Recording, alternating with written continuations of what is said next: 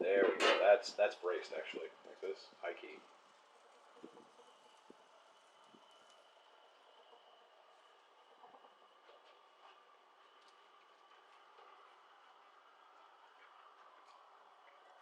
Oh. Hey, I'm James Fiddler. Welcome back to Fiddler's Ranch. Today we're gonna make some Texas Twinkies. Something just a lot of people. They're like the jalapeno poppers. They're just a little bit little something special added to them.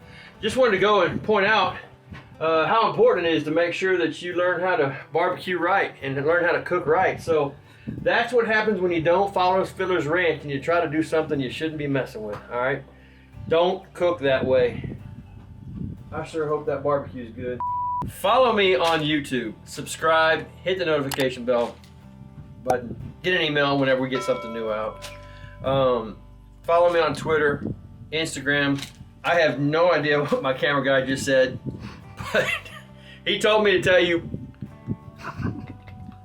So I hope you understood that because I have no idea. Anyway, follow him on FidlersRanch.com. Make sure you go subscribe, or at least go sign up on his website for the mailing list.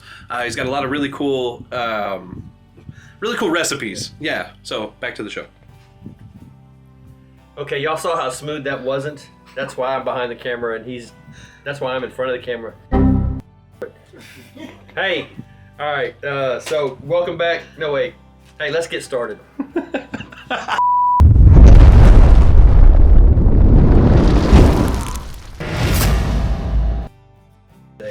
Got a little bit of Philadelphia cream cheese, bacon, jalapenos, shredded cheese. Normally I'd shred it myself, but I'm trying to be efficient today. These two ingredients right here, this is Texas based. It's not as thick and as sweet. It is good. It does caramelize really well on ribs. This is real popular, real common. I do like this on chicken. But what I've learned is if you mix the two 50-50, man, that goes well with just about anything. So I like to do that. And then we've got some salt and pepper, and we'll put these together. So when I cut these, I just cut them on one side and I kind of dig it out. I typically try not to go all the way down to the end. This one kind of cracked a little bit, but that's all right. So I'll go not quite to the end, right, to kind of help hold it together, and then I'll just cut one side out and then just kind of dig it out. This one kind of broke too, so you'll get better at it as you try. What it does is it kind of helps to keep it together. At the end of the day, the bacon's gonna be what keeps it together. But see how that's all nice and gutted out? So that's gonna stuff real easy. That's gonna stuff real easy. Never mind the gravity-fed phone in the background. It was part of our plan. Oh, look at that. Yeah, that just comes right out.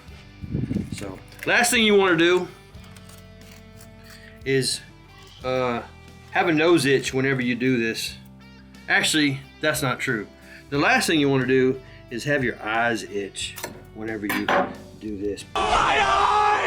So, some people will cut this all the way through. Nothing wrong with that. I like to try to keep it together just because that's what my kids and my wife always tell me to do. Hey, keep it together. So just try to keep it together. Anyway, that's how they look. What we'll do is we'll put these in the oven, or today we'll put them on the Weber Genesis 2 LX for about 10 minutes at 275 degrees. It's going to help soften them up, make them easy to work with, kind of start the cooking process. And then we will, while they're in there warming up, we'll put our cheeses together and get our stuffing ready to go. So be right back. All right, so we've got our bacon over here on the 360 that is getting just kind of warmed up a little bit. That's really on low, just to keep it, get it out of that temperature, that refrigerator temperature stage. I did not take this out in time, the Philadelphia cream cheese, so it's not quite as soft as I'd like it.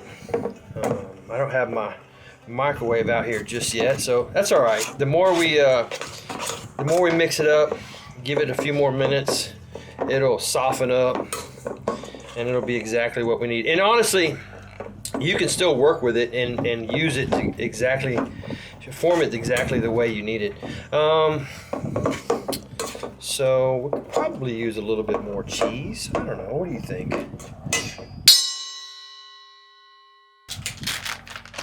We'll add a little bit more cheese. I don't know, I think, hold on. That's almost enough. Perfect.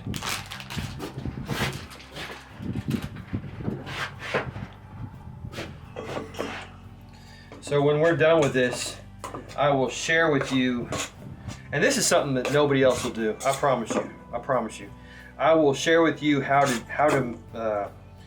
go about this. You know, if you're watching your diet, if you're worried about calories, you're worried about fat intake, you just kind of want to watch what you eat.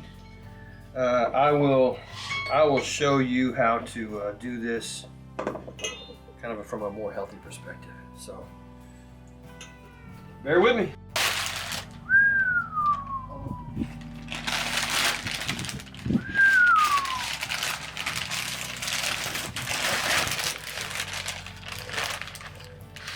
That is moist brisket from Southside Market. Bought yesterday. That's why you see some of that hardened fat. That's all right. It will melt so amazing when we put it in the, when we cook our Texas Twinkies. So what we'll do is we'll get some of this set off to the side. I made sure to have them leave the bark on it. The bark is that black piece right there that's on the outside. That is all the seasoning on the edge of the fat that is on the edge, that's outside of the brisket, and it just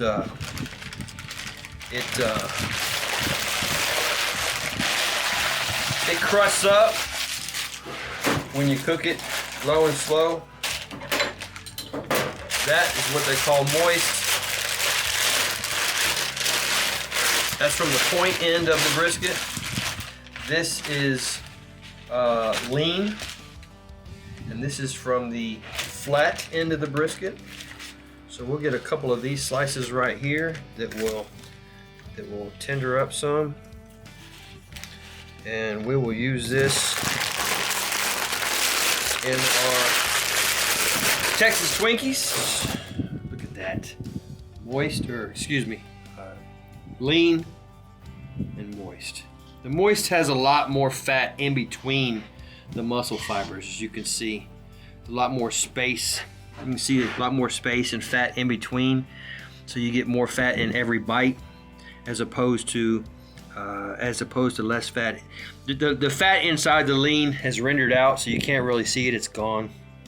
But so you have tighter muscle fibers in the lean, and so that's why people like the lean, because it has less fat. So let's let this kind of finish up, and then we'll put it all together and get it wrapped up. All right, so let's go ahead and get these off. These jalapenos are hot. Get it? Hot? I know, dad jokes. All right, let's stuff and wrap. So let's take 3 of them and wrap them in the moist, or stuff them with the moist. And then we'll take 2 of them, or the other 2, and stuff them with the lean. Oh, look at that! Tell you what. Gotta hurry here, because I hear the bacon starting to get a little too warm.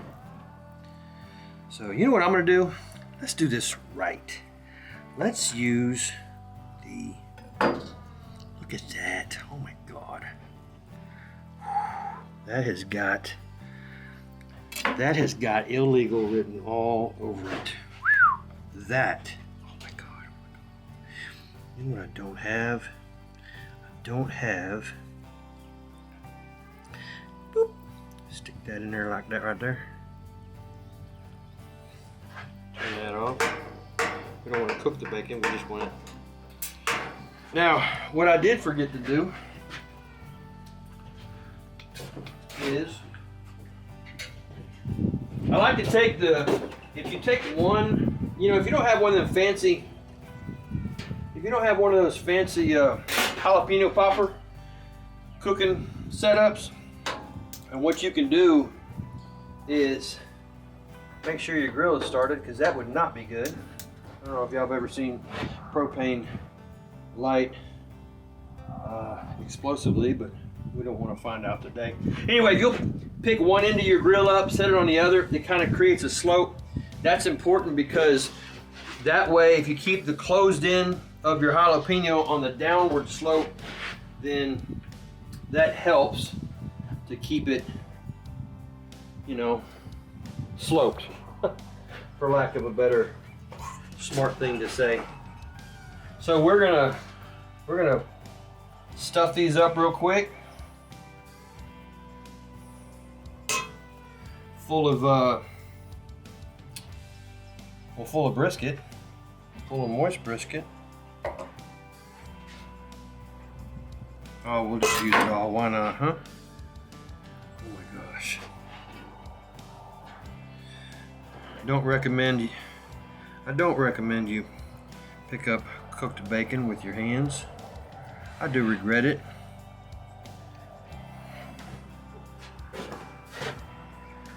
You could also use, what do you call it?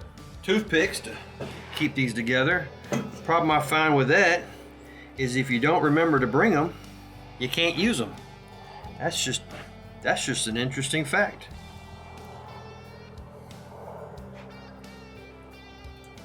That's just an interesting fact. So,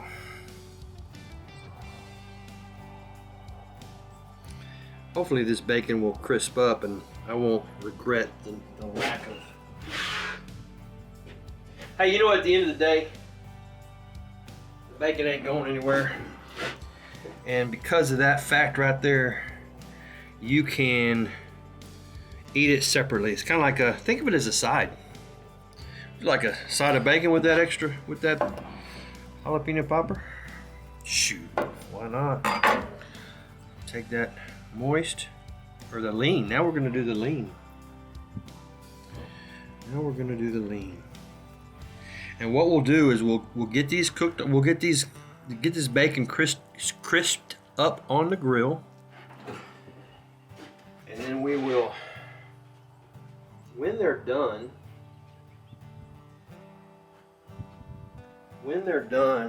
we will take and we will coat them with that little mix of barbecue sauce that I was talking about earlier, the stubs and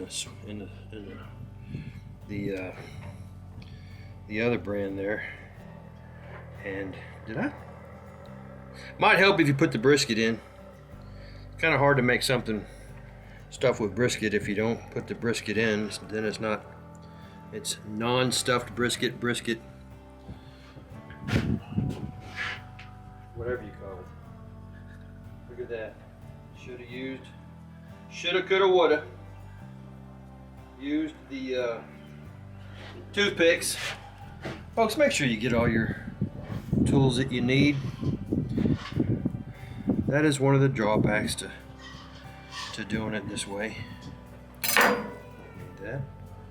Some people will take this and shred it. I did not do that. Not a bad idea. It's kind of like the enchiladas that I made on one of my past videos. You should go check out. Some people like to shred the chicken that they put inside their enchiladas. And some people don't. So I didn't, and we're gonna let this cook up. We'll be right back. All right, there's no rocket science behind this. It's basically just about a 50-50 of the honey sweet baby rays, which adds that that sweetness that's so popular, and then there's a little tang here in the stubs, and then you know, I don't know how much of a difference it makes, but we'll add a little bit of high quality unsweet tea. Wink, wink. Actually, it's bourbon, folks. I'm not gonna lie to you. We mix it up, thins it out just a little bit. You don't have to put the extra, that third ingredient in.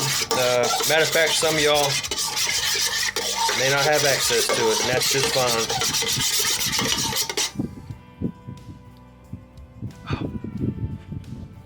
Perfect, perfect, perfect, perfect. And then, you know, I just used something big to, I know this is exactly the angle that Brian wants to get that perfect shot, and I know he likes the excess noise, but well, that's the way we roll here.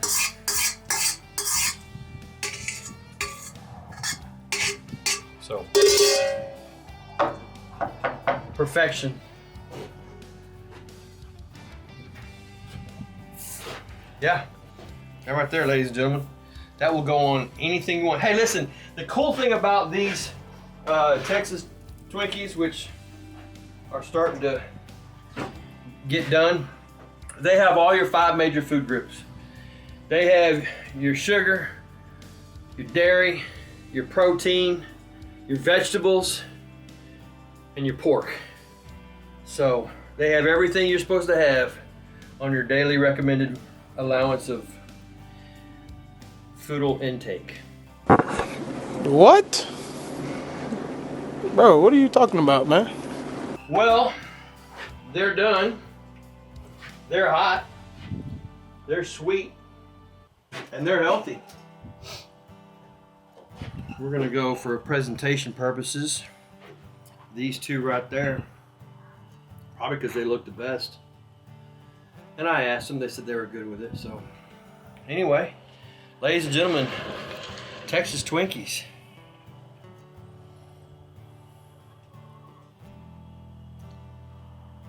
And if you're wondering which one, how you eat these from a healthy perspective, that one right there is the lean brisket. So it's, you know, it's the healthy one.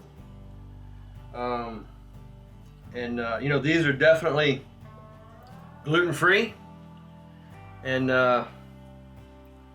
totally keto, as long as you don't make them. So yeah, let's check it out. Let's check it out. I think they're going to be pretty hot, which is kind of the that's the well, that, you know, they're going to be too hot to eat right now. I'll be honest with you. Do I take one for the team? You can do it, Nikki. Oh man. Oh. Are you kidding me? I cook the jalapeno first, it softens it up. The brisket, the cheddar cheese, the Philadelphia, the pork, just everything. Oh my God.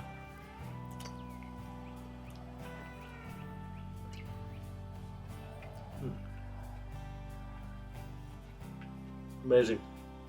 Try it. Follow me on YouTube. Subscribe. Make sure you hit the notification bell. Sorry, it was amazing. I can't stop. Follow me on Twitter. Follow me on Instagram. Make sure you watch my other videos. Check out what I've made in the past. Give me some suggestions. Put down in the comments what you'd like to see. Something maybe you make it that's made in your region, or something your family does.